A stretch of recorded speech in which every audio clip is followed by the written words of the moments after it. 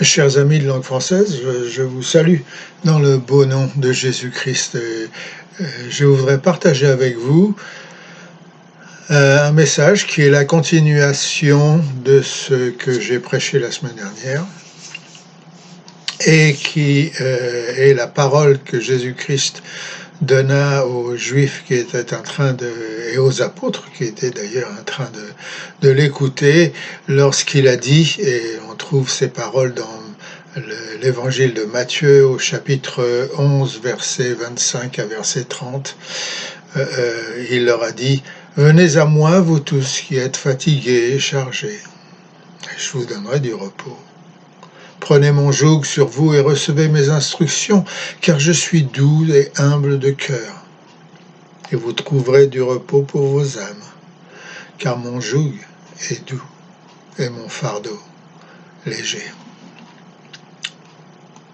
Vous voyez, ce repos que le monde ne peut pas vous offrir, ce repos pour lequel certains d'entre vous languissent, peut-être depuis plusieurs années, Christ veut vous le donner à vous tous. Pas d'engagement, pas d'attrape-nigo, pas de frais de livraison, pas de taxes à payer. Cependant, il faut venir à lui. C'est drôle, mais nous essayons pratiquement tout. Nous voyagerons n'importe où, écouterons n'importe quoi avant de donner une chance à celui qui seul peut nous apporter le repos dont nous avons besoin. Et vous savez pourquoi? Satan est un fin stratège. Souvent, il arrive à nous faire croire qu'il faut tout essayer avant de venir à Jésus-Christ.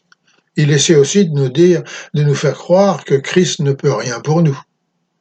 Mais Jésus dit, venez à moi, venez à moi. Une des plus belles phrases du chant Quel ami fidèle et tendre n'a malheureusement pas été traduite en français.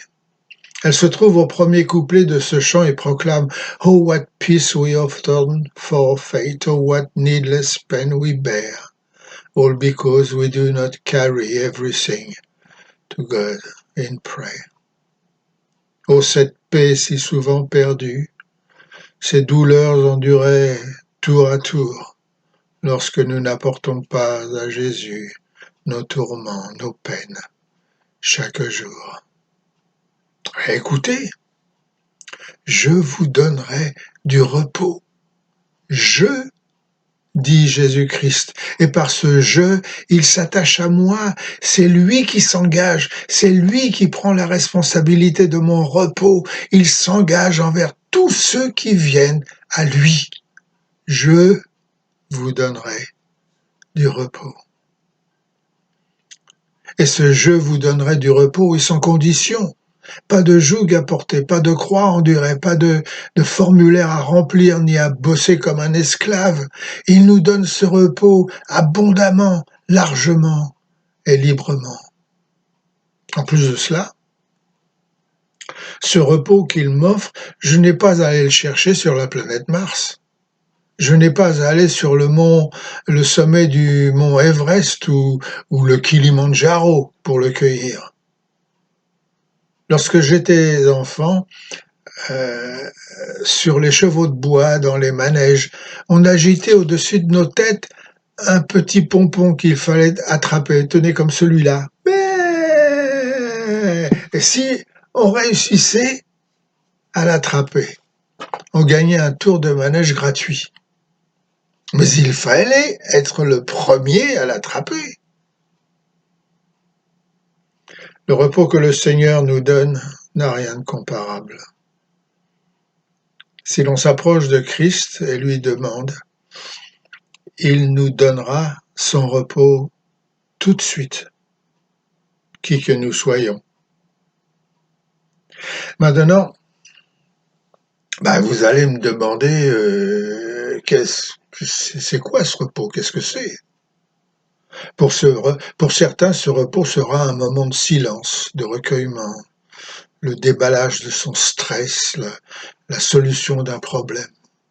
Pour d'autres, une conscience coupable qui se décharge, une amitié retrouvée, une certaine tranquillité face à la mort, un futur plus ou moins assuré, l'amour partagé d'un être aimé.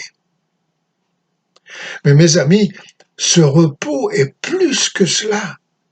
Ce repos, c'est l'amour de Dieu trouvé en Jésus-Christ, qui donne à mon esprit et à mon âme ce sens profond de repos. Nous chantions à l'armée du salut, ce repos béni de l'âme, ah, longtemps je l'ai cherché. Mes efforts, toutes mes larmes n'ont pas pu me délivrer. Oh, la paix que Jésus donne me remplit d'adoration. À mon Sauveur, j'abandonne tout pour sa bénédiction.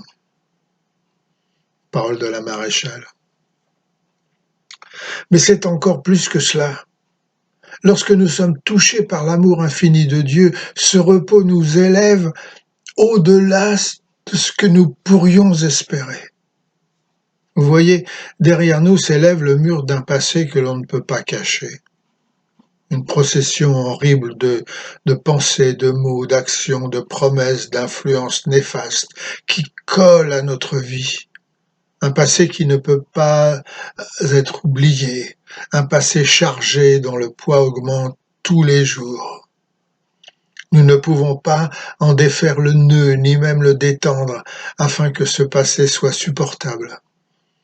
Tout ce que nous avons dit, avons fait, aurions dû dire ou penser, tout cela est écrit dans le grand livre de notre vie qui sera ouvert au jugement dernier.